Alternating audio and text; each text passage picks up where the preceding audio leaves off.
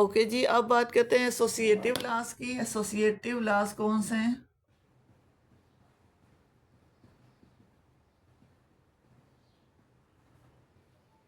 Associative law number 1 ये है, associative law of union over intersection.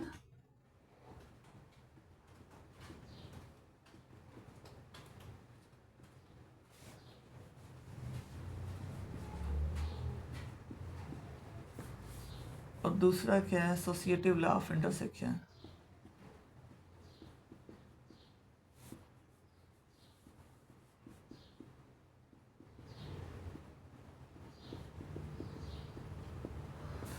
Associative law of union क्या है?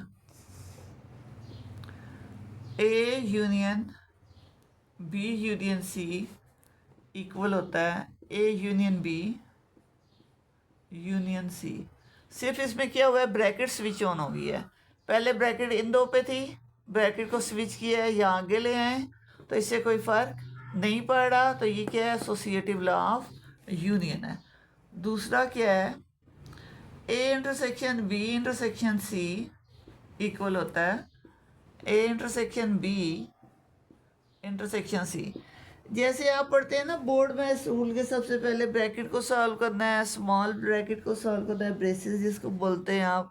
उसमें फिर हम देखते हैं कि डिवाइड को पहले सॉल्व करते हैं, फिर मल्टीप्लाई को, फिर एडिशन को, फिर सब्ट्रैक्शन को।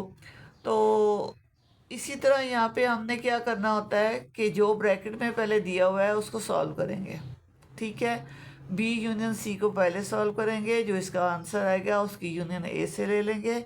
सिमिलरली यहाँ ए और बी की पहले यूनियन लेंगे और जो भी आंसर आएगा उसकी सी से यूनियन ले लेंगे।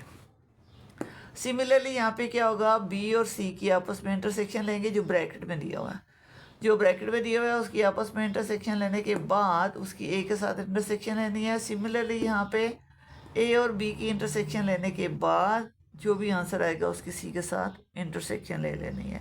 यूनियन लेना और इंटरसेक्शन लेना आपको आता है। फिर भी जो बच्चे भूल गए हैं, यूनियन का मतलब है कि दो सेट्स के एलिमेंट्स को इकट्ठा करके लिखना। इंटरसेक्शन का क्या मतलब है कि दो सेट्स में मौजूद एक जैसे एलिमेंट्स को लिखना। अभी हम साथ ही बात कर लेते हैं इनकी वेन डायग्राम की। अब ये 3 सेट्स हो गए हैं, तो 3 सेट्स के लिए वेन डायग्राम कैसे बनाएंगे हम? अभी हम यूनियन की बात कर रही हूँ मैं अभी बना रही हूँ ओवरलैपिंग सेट्स जिनमें कुछ ना कुछ कॉमन है। A B C. यूनियन में क्या करना है, हमने ए के सारे एलिमेंट्स लेने, बी के सारे एलिमेंट्स लेने, सी के सारे एलिमेंट्स लेने। तो यहाँ पे on the figure Venn diagram के अंदर हमने क्या करना है, ए का सारा पोर्शन शेडेड कर देना है। आपके पास कलर्ड पेंसिल है तो कलर्ड पेंसिल यूज़ कर लें। ए का सारा पोर्शन शेड कर दिया है। अब बी सारा लेना है, बी के सारे एलिमेंट्स लेने हैं, तो बी का सारा पोर्शन शेडेड कर दें।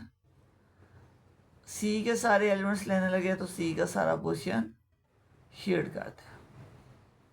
तो ये आपके पास बनेगा A union B union C. अगर सेट्स ये तो ओवरलैपिंग सेट्स है ना, जिनमें कुछ ना कुछ कॉमन है। ओवरलैपिंग और डिसजॉइंट याद है सारों को? ओवरलैपिंग मीन के सेट्स के अंदर कुछ ना कुछ कॉमन हो, डिसजॉइंट मीन सेट्स के अंदर कुछ भी कॉमन ना हो। अब ये डिसजॉइंट वाला बना लेते हैं।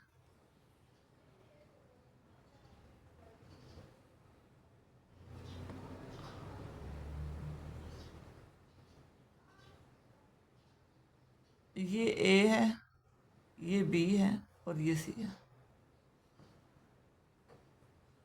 ए को सारे को शेड कर दिया, बी सारा शेड हो गया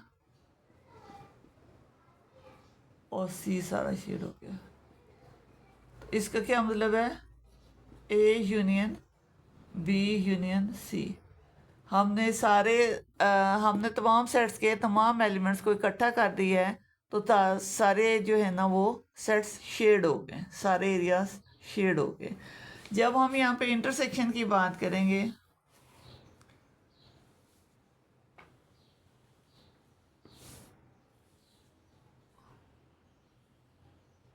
set A, set B, set सी।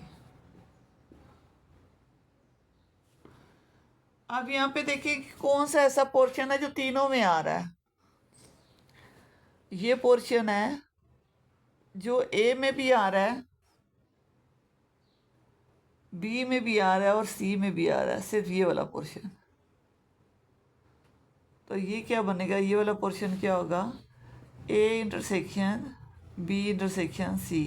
कि ये ए का भी हिस्सा है, ये पोर्शन जो है वो ए का भी पार्ट है, ये पोर्शन बी का भी पार्ट है, ये पोर्शन सी का भी पार्ट है। इन अदर वर्ड्स, जब नंबर्स की या एलिमेंट्स की बात करेंगे तो इसमें वो एलिमेंट्स हैं जो ए में भी मौजूद हैं, बी में भी मौजूद हैं और सी में मौजूद हैं। ऐसे एलिमेंट जो तीनों में कॉमन हैं वो इसमें आएंगे। पहले बी और सी का इंटरसेक्शन लेंगे, जो कॉमन आएगा उसका ए के साथ इंटरसेक्शन लेंगे, तो हमारे पास फाइनल रिजल्ट जो आएगा उसमें तीनों के कॉमन एलिमेंट्स आएंगे। ठीक है, तो तीनों की कॉमन एरिया हमने इस तरह शेड करना है।